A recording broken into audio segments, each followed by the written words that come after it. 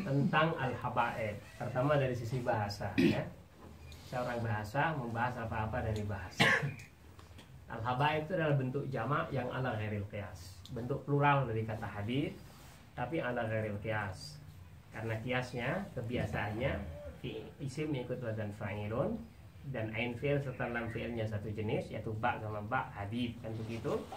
Huruf kedua dan huruf ketiga yang asli itu adalah satu jenis. Dia biasanya diikutkan wazan af'ilatun. Seharusnya orang tidak menyebut habaib tapi ahibbah, asalnya ahbibatun, tapi orang kemudian malah bukan habaib. Nah, ini dari sisi bahasa, ya. Tapi sudah menjadi kebiasaan, tak bisa dilawan sudah. Nah, habaib ini adalah orang yang dinisbatkan, atau sekelompok manusia yang dinisbatkan atau menisbatkan diri kepada Rasulullah Sallallahu Alaihi Wasallam lewat jalur Al-Hasan maupun Al-Husain. Dalam hal ini kita benar-benar harus mengkaji, karena agar menghilangkan persepsi dan presiden buruk terhadap keluarga besar Rasulullah SAW. Pertama, ada hadis yang menyatakan bahwa semua manusia ayahnya adalah asabahnya.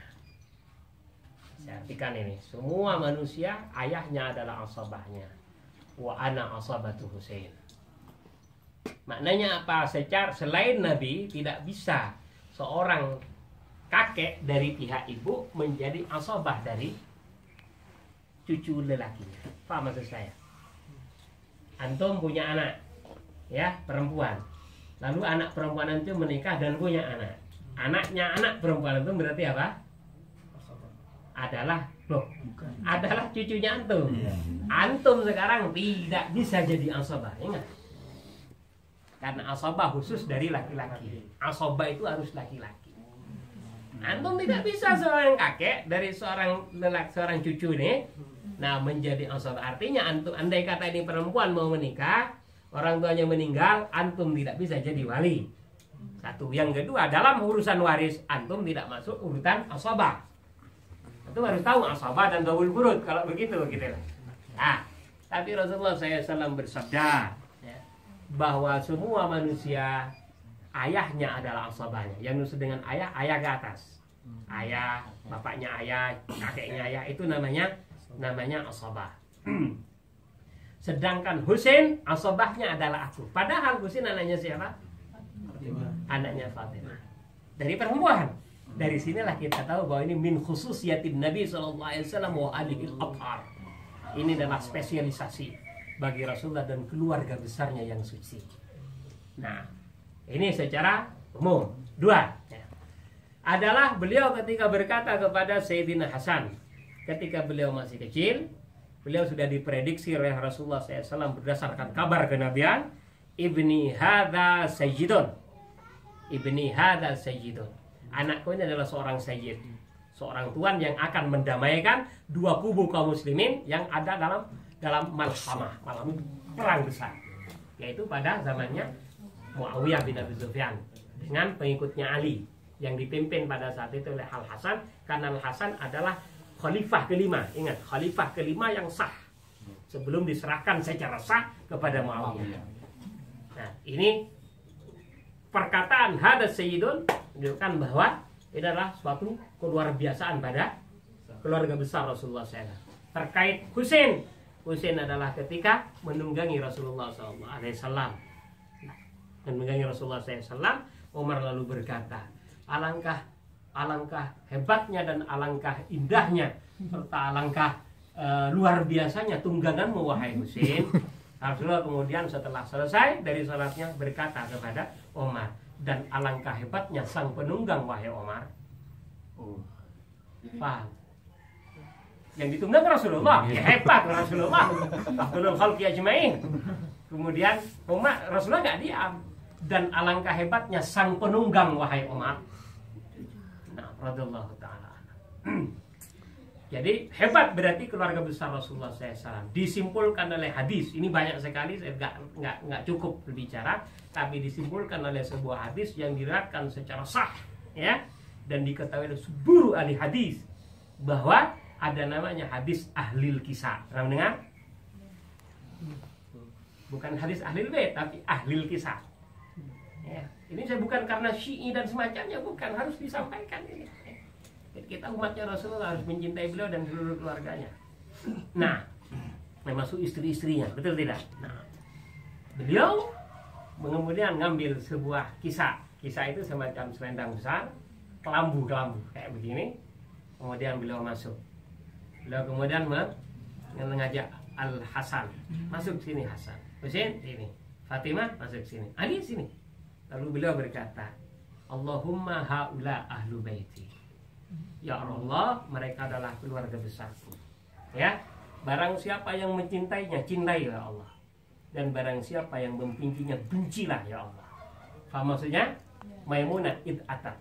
Kemudian tiba-tiba Maimunah datang. Wa ana ya Rasulullah. La. Apakah Maimunah tidak masuk? Tidak masuk keluarga, tapi ini lebih khusus lagi. Makanya di istilah leveling apa-apa itu. Apa-apa itu leveling. Katakanlah ini level B, ini level A ini, kelas A ini semuanya. VVIP, double VIP. Jelas itu ya? Nah, ini dari sisi kehebatan. Pertanyaannya sekarang. Ya Rasul, ya Ustaz, apakah masih ada keturunan Husain?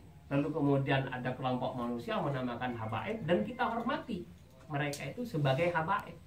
Termasuk yang hadir ke UB kemarin. Ya, Al-Habib Abdurrahman bin Ali Al-Masyhur bin Hafid. Nah, hadir ke UB kemarin. Ya. Nah, yang terjemah Al-Idris Al-Atas. Al-Atas. Oke. Beliau ini, ya, para habaib ini adalah keturunan dua orang.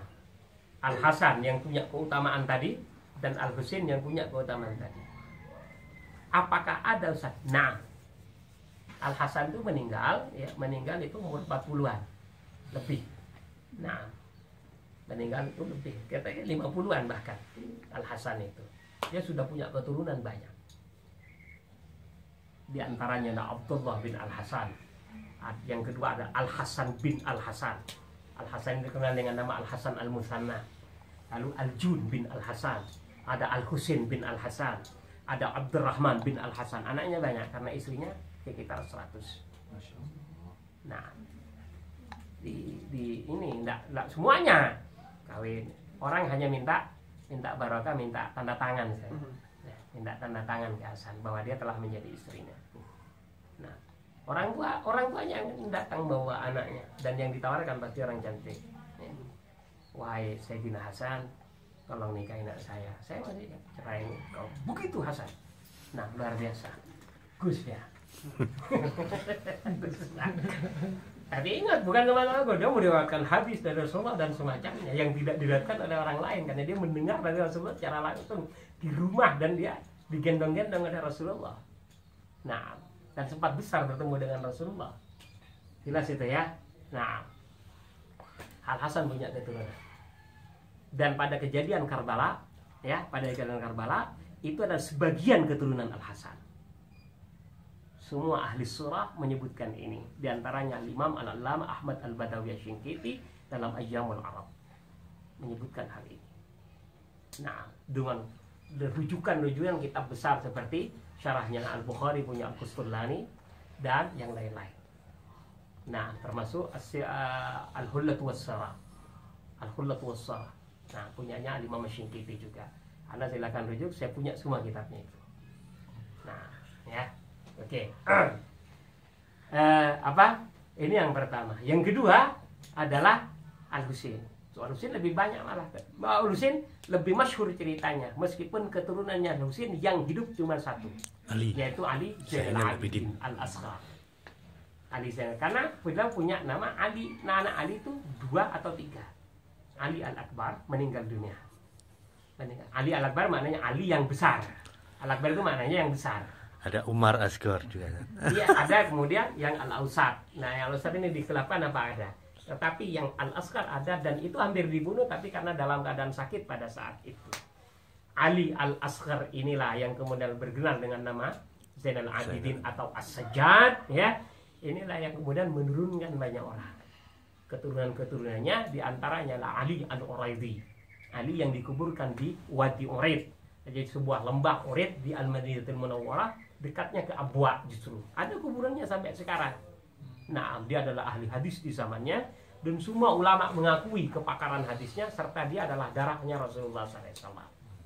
Ali Al-Uraidi inilah yang menurunkan imam-imam besar sekelas Ahmad bin Isa, atau yang terkenal dengan nama Al-Muhajir ilallah. Beliau adalah orang Irak, orang Basrah, yang kemudian berpindah ke Hadramaut. Berpindah ke Hadramaut bersama anak-anaknya dan cucu-cucunya, karena fitnah sangat besar di Basrah pada saat itu. Beliau pindah kemudian ke Hadramaut dan menetap di sebuah desa namanya Al-Husaisah. Nah, kemudian berpindah lagi kepada desa namanya Al-Hijrain. Kemudian beliau meninggal di Hijrain. Keturunannya menyebar kemudian, diantaranya adalah Muhammad bin Ali Ba'nawi. Muhammad bin Ali Ba'nawi yang meninggal di Tarim, dan macam-macamnya, kemudian sampailah ke Indonesia. Selesai. Yang ke Indonesia itu campuran apa asli? Maksudnya tuh yang nikah campur gitu. Apa masih disebut? Ini perlu dipahamkan ya, Pandalungan. bahwa al-ibratu bin nasabi minal abi. Rata-rata habaib saat datang ke Indonesia ini datang sendiri tanpa istri, kemudian menikah dengan orang pribumi, maka mereka menamakan kami orang-orang pribumi, saya, Ustaz Salman, Ustaz Yudi, Ustaz Doriman, semua mereka dihormati oleh mereka dengan dipanggil akhwan. Jadi di kalangan para habaib sendiri, kalau ada orang siapa jamaah tah, bukan akhwan. Jamaah itu maknanya habaib tah, bukan, tapi akhwan. Akhwan itu paman. Jamak dari kata khol. Khol itu adalah paman tapi dari ibu. Karena apa? Nenek moyang mereka, pihak perempuan itu adalah nenek moyang kita juga. Mereka menganggap kita itu sebagai paman mereka, menyebutnya dengan kata akhwal sampai sekarang. Anda harus tahu itu. Kita dihormati oleh mereka dengan menyebut akhwal.